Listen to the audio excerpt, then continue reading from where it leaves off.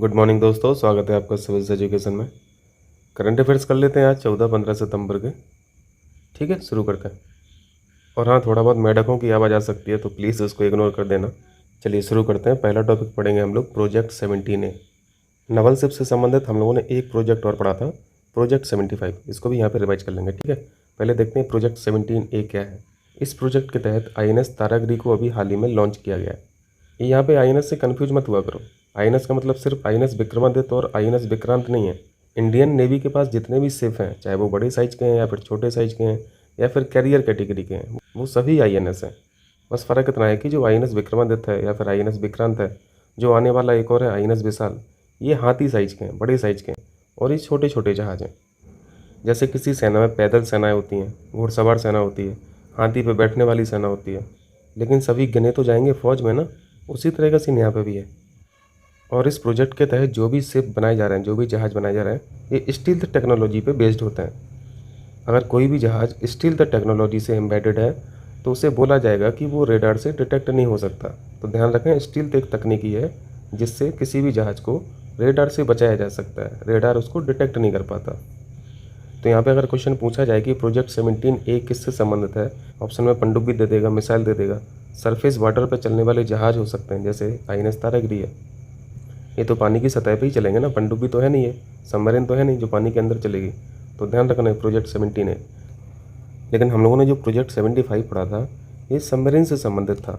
इसके तहत सबमरीन्स का निर्माण हो रहा है, पनडुब्बियों का निर्माण किया जा रहा है। इस प्रोजेक्ट के अंतर्गत 6 पनडुब्बियों को बनाया जा रहा है। ये आपको 6 याद रखना है, जिसमें से पहली पनडुब्बी INS कलवरी थी, दूसरी खांदेरी, तीसरी करंज, बेला, बागीर, और सबसे लास्ट वाली जो है वो वाक्सीर है।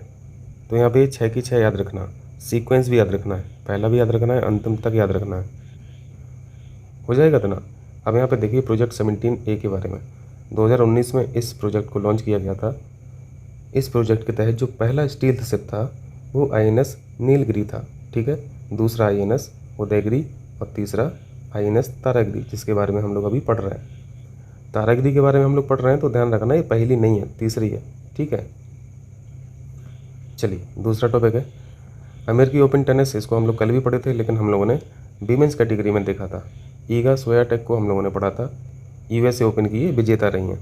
4 ग्रैंड स्लैम होते हैं, जिसमें से सबसे अंतिम USA का होता है।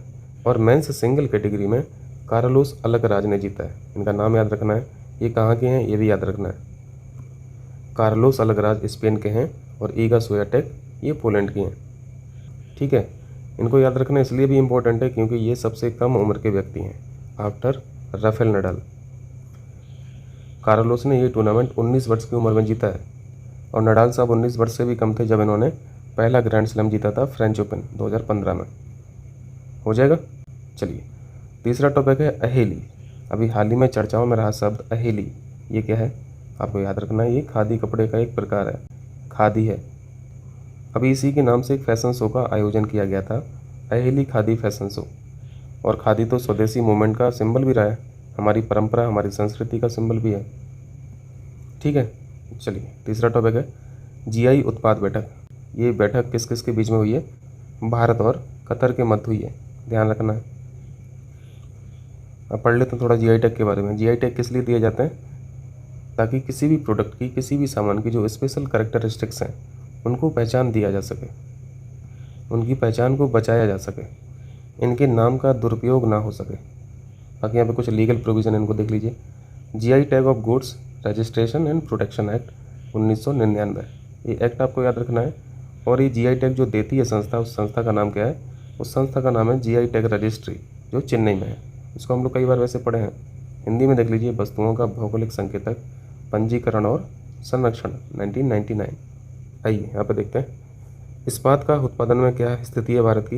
इस्पात यानी स्टील, ये फैक्ट वैसे चेंज होता रहता है, लेकिन अभी जो रीसेंट डेटा है वो याद रखना है आपको। भारत का स्थान ग्लोबल लेवल पर दूसरा है, इस्पात के उत्पादन को लेकर दूसरा स्थान है, सेकंड लार्जेस्ट प्रोड्यूसर हैं हम। न्यूज में इसलिए था क्योंकि राष्ट्रीय इस्पात नीति के अनुसार भी बताया गया है कि 2030 तक प्रति वर्ष 300 मिलियन टन स्टील की जरूरत पड़ने वाली है भारत को। और अभी जो भारत की स्थिति है 2022 में 106 मिलियन टन उत्पादन कर रहा है हर साल। 2030 तक यही उत्पादन हमें 300 मिलियन टन तक करना पड़ेगा, तब जाके भारत की ज़रूरतें पूरी होंगी। ठीक है। चलिए यहाँ पे क्या है, इंटरनेशनल वल्चर अवेयरनेस डे, अंतर्राष्ट्रीय गिद्ध जागरूकता दिवस।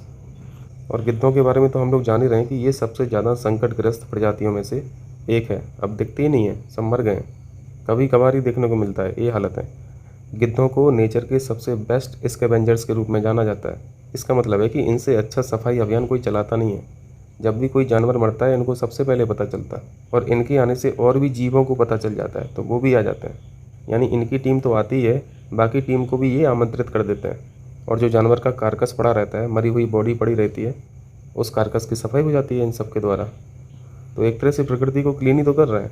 IUCN बोलता है कि गिद्ध जितने भी बचे हैं आज की डेट में दुनिया में, उसमें से 75% तो संकटग्रस्त हैं। तो जो बचे कुचे हैं वो भी निपट जाएंगे।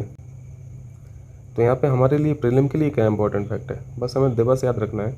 सितंबर माह के पहले शनिवार को इसको ऑब्जर्व किया जाता है। इस बार का जो डे फॉल हो रहा था वो 3 सितंबर को फॉल हुआ, ठीक है। चलिए इसको देखिए, ग्रीन और हॉक्सवेल, ये क्या है। इसको भी टेलीग्राम पे मैंने पोल पे आप लोगों से पूछा था।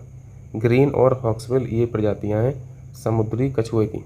समुद्री कछुए को क्या बोलते हैं, टर्टल बोलते हैं। टर्टल और टॉर्टोइज ये दो अलग अलग जानवर हैं, ठीक है, एक ही मत समझना। हिंदी में दोनों का नाम कछुआ है, लेकिन टर्टल अलग है, टॉर्टोइज अलग है। टर्टल वो कछुआ है जो पानी में रहता है, जिसे समुद्री कछुआ बोलते हैं, जिनके फिन्स होते हैं, पाँव नहीं होते हैं, उनके फिन्स होते हैं। पानी में रहना है ना, तैरना है तो फिन्स होंगे, पाँव थोड़ी ना होंगे।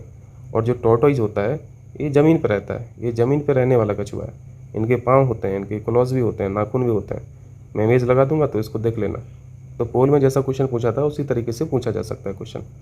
यहाँ पे देखिए 10 लाख से ज़्यादा अवैध शिकार हुए हैं इन कछुओं के, टर्टल्स के। टर्टल्स की जो महत्वपूर्ण प्रजातियाँ हैं उसमें हम लोग एक ऑलिव रिडले के बारे में पढ़ते रहते हैं, उड़ीसा के तट पे आते हैं, पेरू तट से, है ना। उसी तरह ग्रीन भी है, उसी तरह हॉक्सविल भी है, लॉगर हेड, लेदरबैक, ये सब प्रजातियाँ हैं कछुए की, टर्टल्स की, ठीक है। चलिए हो जाएगा। नेक्स्ट टॉपिक है हिंदी दिवस। हिंदी दिवस को कब ऑब्जर्व करते हैं हम लोग, 14 सितंबर को ऑब्जर्व किया जाता है। हिंदी भाषा अपने आप में एक सादगी वाली भाषा है। हिंदी भाषा को सबसे ज़्यादा सेंसिबल भाषा बोला जाता है, संवेदनशील भाषा बोला जाता है।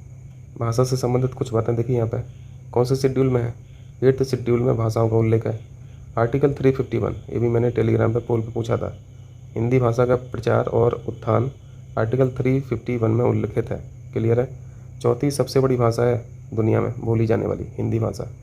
और आपको ये भी ध्यान रखना है कि हिंदी भाषा हमारे देश की राष्ट्रीय भाषा नहीं है, राष्ट्रीय भाषा का दर्जा नहीं मिला है। इसको जो दर्जा मिला है वो सिर्फ आधिकारिक भाषा का दर्जा मिला है। पहली आधिकारिक भाषा हिंदी है और दूसरी ऑफिशियल लैंग्वेज इंग्लिश है, ठीक है। चलिए कर लेंगे। यहाँ पे क्या है, काकाडू एक्सरसाइज 2022। काकाडू ये मल्टी नेशन एक्सरसाइज है, बहुत सारे देश इसमें पार्टिसिपेट करते हैं। ऑस्ट्रेलियन नेवी द्वारा इसको ऑर्गेनाइज किया जाता है। हमने भी पार्टिसिपेट किया, हमारे INS सतपुड़ा ने पार्टिसिपेट किया, हमारे P-8I समुद्री गश्ती विमान यानी पेट्रोलिंग जो एयरक्राफ्ट है उसने भी पार्टिसिपेट किया। तो इन दोनों का नाम याद रखना है। INS सतपुड़ा स्वदेशी रूप से डिज़ाइंड है, निर्मित है, स्टील्थ फ्रिगेट है, फ्रिगेट यानी शिप, जहाज। तो कर लेंगे इसको, ऑर्गेनाइज कौन कर रहा है, ऑस्ट्रेलियन नेवी। चलिए, स्वच्छ सागर सुरक्षित सागर, तटों की सफाई करने के लिए एक अभियान है। अगर इसका नाम लिखा रहेगा तो इसका पर्पज़ तो जाने जाएंगे, लेकिन ये आपको ध्यान रखना है 75 दिन, ये दिन पूछा जा सकता है, कितने दिन का ये कैंपेन है। अभी तक का सबसे बड़ा कैंपेन है स्वच्छ सागर सुरक्षित सागर, दुनिया का इस तरह का पहला और सबसे लंबे समय तक चलने वाला कैंपेन। चलिए, युद्धाभ्यास, ये तो बहुत फेमस एक्सरसाइज होती है भारत और अमेरिका के बीच में, लेकिन इससे दिक्कत हो रही है चाइना को। चाइना ने इसको ऑब्जेक्ट किया है, विरोध किया है, क्योंकि ये जो एक्सरसाइज होने वाली है ये उत्तराखंड के औली में LAC यानी वास्तविक नियंत्रण रेखा, लाइन ऑफ एक्चुअल कंट्रोल से लगभग 100 किलोमीटर दूर आयोजित की जाएगी, ठीक है। लेकिन इसकी भी पुष्टि नहीं हुई है आधिकारिक रूप से, तो चाइना को इसी बात से दिक्कत हो रही है। अब भाई 100 किलोमीटर दूर हो रही है LAC से, तब क्या दिक्कत होनी चाहिए। कोई नहीं, अड़ंगा लगाने की आदत रहती है ना इसकी। ये विरोध इसलिए कर रहे हैं क्योंकि एक एग्रीमेंट हुआ था 1993 में और 1996 में, चीन भारत समझौता। इसमें क्या हुआ, वास्तविक सीमा है जो यानी LAC, इस सीमा के पास कोई सैन्य अभ्यास आयोजित नहीं किया जाएगा। तो भाई आप कौन से समझौते को मानते हो, है ना। चलिए अब देखते हैं थोड़ा LAC के बारे में क्या है। LAC की जो पूरी लंबाई है वो है 3888 किलोमीटर। इंडिया इतना मानता है, चाइना इसको 2000 किलोमीटर मानता है। ये एलएसी 3 जगह पे है, यहाँ पर देखिए। पहला एलएसी है पूर्वी क्षेत्र में अरुणाचल प्रदेश से सिक्किम, 1346 किलोमीटर यहाँ पे हो जाता है एलएसी। दूसरा है मिडिल क्षेत्र में यानी हिमाचल प्रदेश में 545 किलोमीटर की यहाँ पे एलएसी है। तीसरा एलएसी पश्चिमी क्षेत्र यानी लद्दाख में 1597 यानी लगभग 1600 किलोमीटर का एलएसी लद्दाख रीजन में है। तो ये टोटल मिला के 3000 समथिंग कुछ हो जाता है। और सबसे ज़्यादा जो डिस्प्यूटेड एलएसी है वो है पश्चिमी क्षेत्र का, लद्दाख का। और सबसे लेस डिस्प्यूटेड एरिया जो है एलएसी का वो है मध्य क्षेत्र यानी हिमाचल प्रदेश का। और ये जो एलएसी है ये एलओसी से बहुत अलग है। एलओसी तो आपको मैप पे दिखती है ना, मार्क्ड है, लेकिन एलएसी को नहीं दिखाया गया है क्योंकि इसमें सहमति नहीं बनी अभी तक। लाइन ऑफ कंट्रोल की उत्पत्ति तो 1948 से हो गई थी यूएन की सहमति से, और 1972 में शिमला समझौता के बाद एलओसी को मानचित्र पर दिखाया जाने लगा था। लेकिन एलएसी के साथ ऐसा नहीं हुआ, एक्चुअल कंट्रोल के साथ ऐसा नहीं हुआ, क्योंकि इंडिया और चाइना में कोई भी सहमति नहीं बनी है। इसको ना तो मानचित्र पर दिखाया गया है, ना ही भौगोलिक रूप से कोई सीमांकन किया गया है।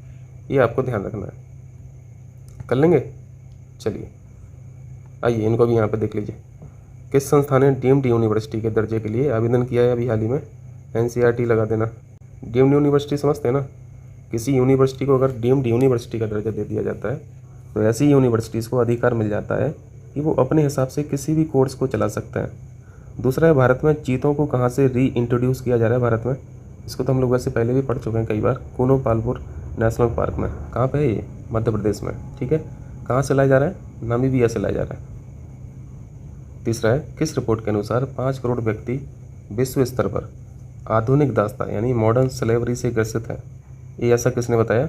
इंटरनेशनल लेबर ऑर्गेनाइजेशन ने बताया, ठीक है। भारत में विश्व धरोहर स्थलों की संख्या कितनी है? टोटल 40 है। सबसे अधिक अगर वर्ल्ड हेरिटेज साइट पूछा जाए कहाँ पे, किस देश में, तो इटली लगा देना। लास्ट है, पीएम मत्स्य संपदा योजना कब शुरू की गई थी? 2020 में, ठीक। कर लेंगे। तो इतना था आज का, मिलते हैं फिर कल।